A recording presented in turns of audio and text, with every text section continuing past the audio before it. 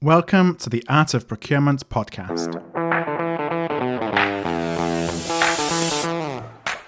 I'm Philip Ideson, a 20-year procurement practitioner, former head of procurement, advisor to procurement leaders around the world, and the founder and managing director of Art of Procurement. My team and I work with our global network of subject matter experts to help companies elevate procurement's impact, whether that's through building and implementing transformation programs, sustainably reducing external expenses, or leveraging AOP Mastermind, our learning and development platform for companies of all sizes. You're listening to our flagship podcast, where we pull back the curtain and shine a light on the strategies, tactics, and tools that leading procurement teams are using to align their results with the needs of the business.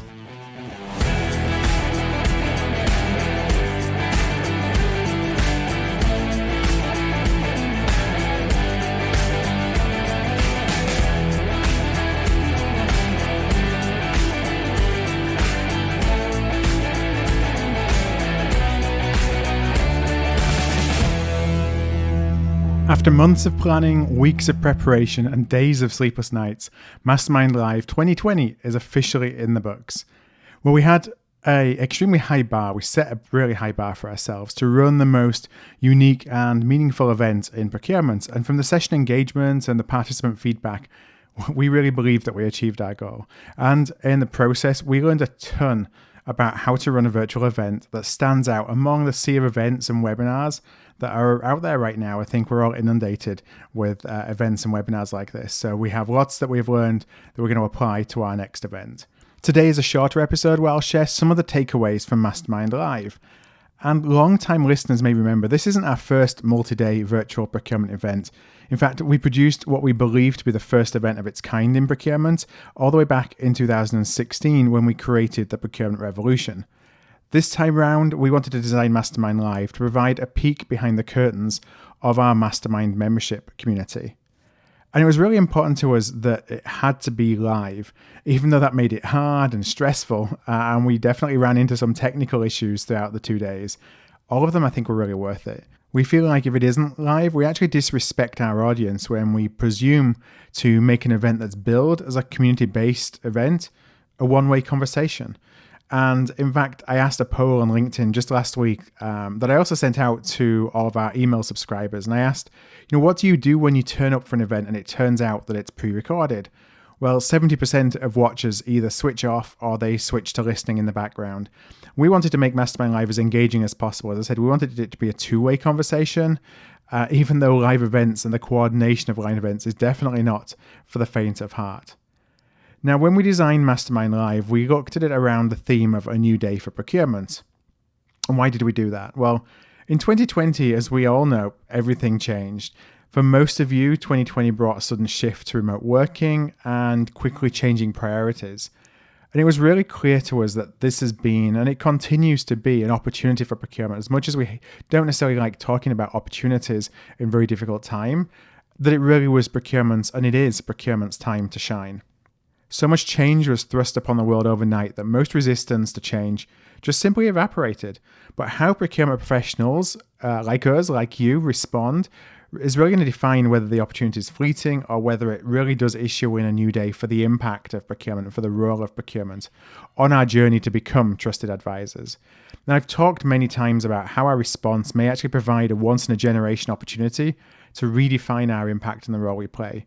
Or if we don't handle it so well, or if we come and we handle it in ways that align with preconceived notions of what procurement is, it might actually accelerate trends that we've seen to decentralize procurement and increase investments in things like guided buying and automated procurement, putting the role of procurement back into the lines of business.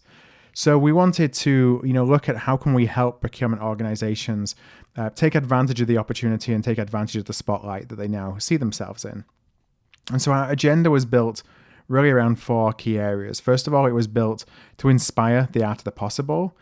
It was built to enable some self-reflection and some self-assessment on where our procurement teams are in terms of the alignment with stakeholders. Because frankly, from at least a consulting perspective, when I work with a number of organizations, the feeling of where procurement is doesn't necessarily match the reality of where procurement, where stakeholders believe that procurement is. That gap is something that we really have to be aware of so we can actually plan out what the future looks like and the roadmap to get there. So that third element of our agenda was built to then help build a future vision, and then finally to bring in our insights from inside but also outside the function to help put a plan in place for action. We wanted to integrate things like customer experience, sales, and marketing best practices.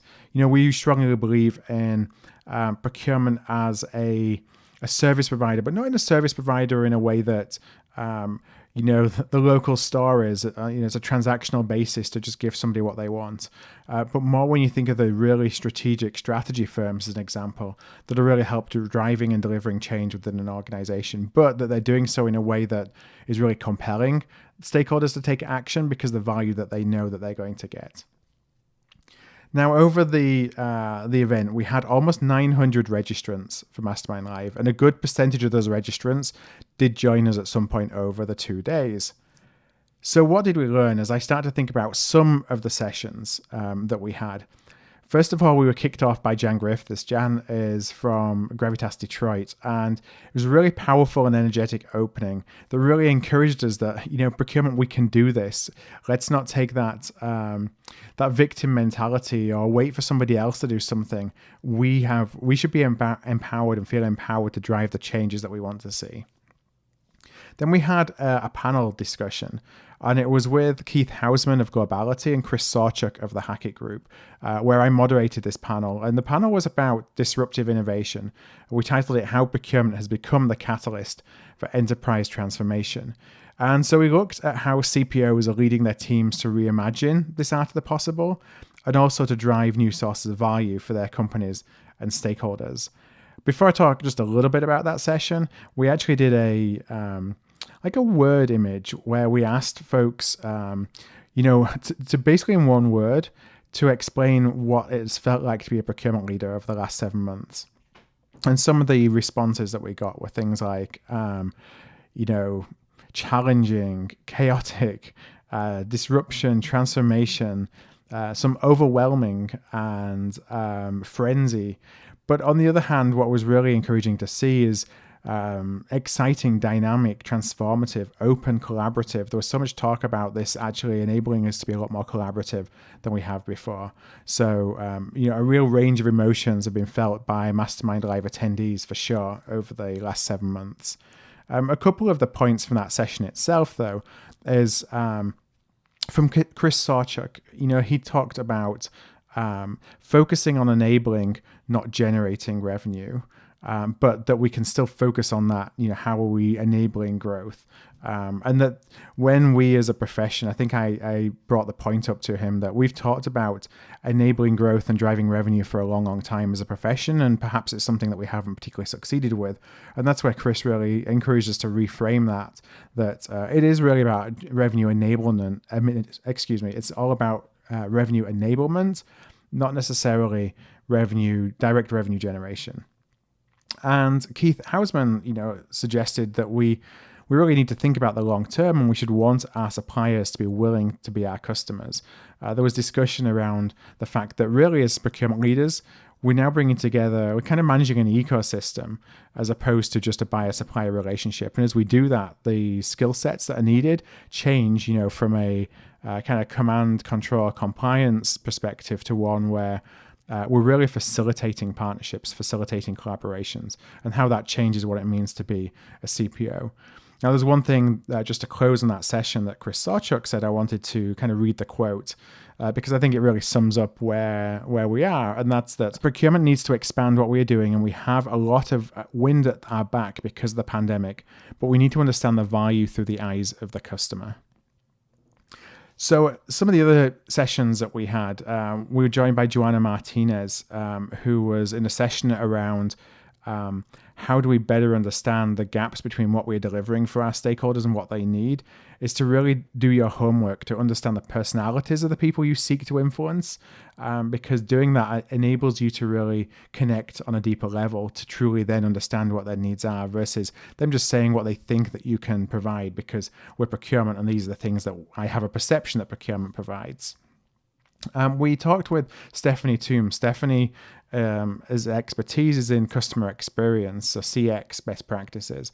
And Stephanie encouraged active listening and follow through, saying that those are really the keys to meeting customer needs and things that we do sometimes forget about in the heat of the moment. As much as you can kind of build a process for yourself to enable that you are listening actively in a conversation, but also at the end and following up quickly afterwards will actually help us as we continue to build relationships. Now, Dr. Marcel Vollmer, who, well known in the procurement industry, he's now a partner at BCG, talked about the fact that we really need to increase our risk tolerance. Marcel's quote was that we're never going to be without uncertainty, so we need to learn to thrive in its midst.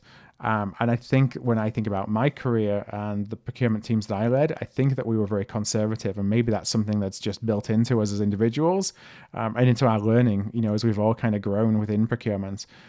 So it was just, I think, an interesting point that he made to consider our risk profile, and are we being too risk averse? Is that actually limiting our ability to make a difference for our teams? Now, Kate Vitasek, who if you're a long-time listener, you will have heard on the show a couple of times before, who is at the University of Tennessee and also the architect of the vested methodology and movement. We talked with Kate about supplier relationships, and Kate just wanted to really reiterate that supplier relationships will always keep evolving. But as they do, we need to make sure that our strategies for managing them do as well. So continually kind of keep a check on individual supplier relationships to see where they are, where they're going, how are they going the way you want? Is the risk of things kind of falling apart? And is what you need from the supplier changes, so should the way that you manage them do. Now, we closed out the event on day 2 with a conversation with Daniel Stum. And Daniel is the CPO of Indirect Procurement at ABB. And we're talking about his and ABB's procurement transformation journey. Now, one of the things that Daniel said, and really that we built that session around, was this idea of pragmatism. That the premise of work, of building and transforming, it's never actually done. It's change is iterative rather than revolutionary.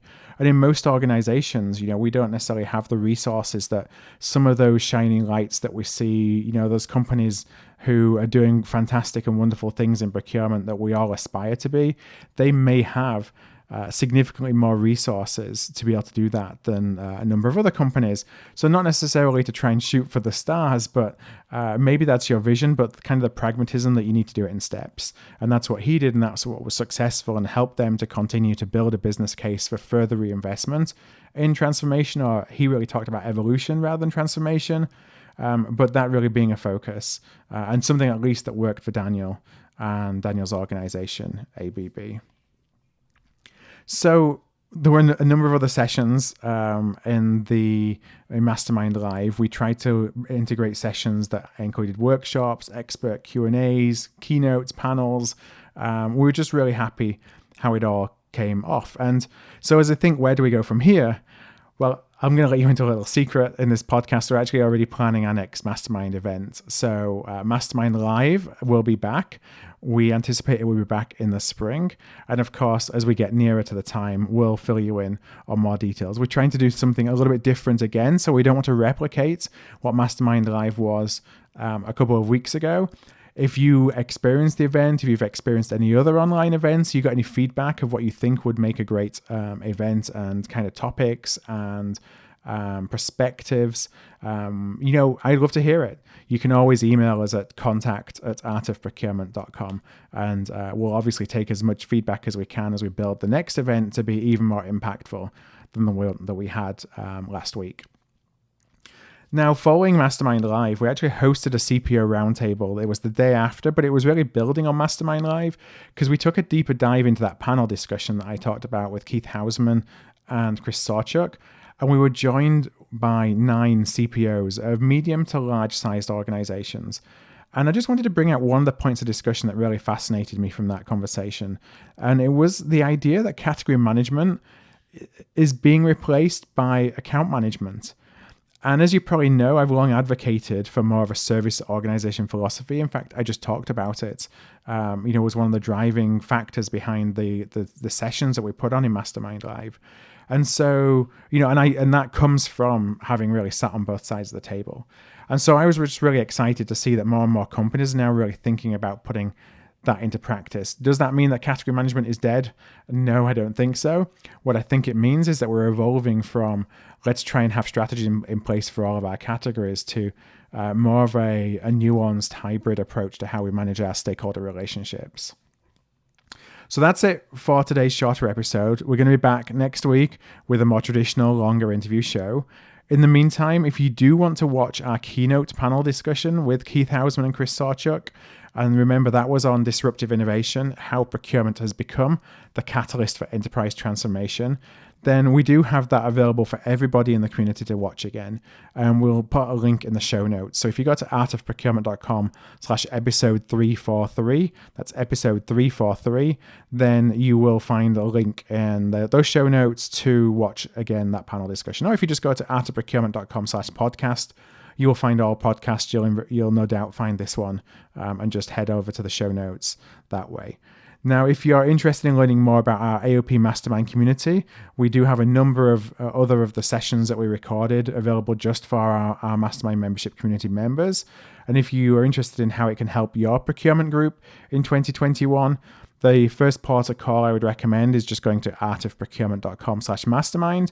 From there, you can schedule a conversation with myself, and I'd be happy to share a little bit more about what Mastermind is and why I think it's a compelling choice for your organization as you're thinking about, how can I continue to grow my team, provide them opportunities for learning, to discuss best practices with peers, for roundtables, for executive mastermind sessions that we have in there. Lots of different things for all of your different team members.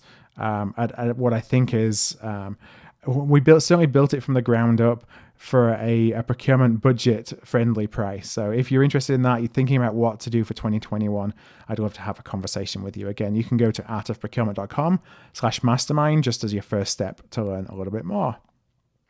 With all that being said, I'm going to wrap up today's podcast. And until next time, please stay safe.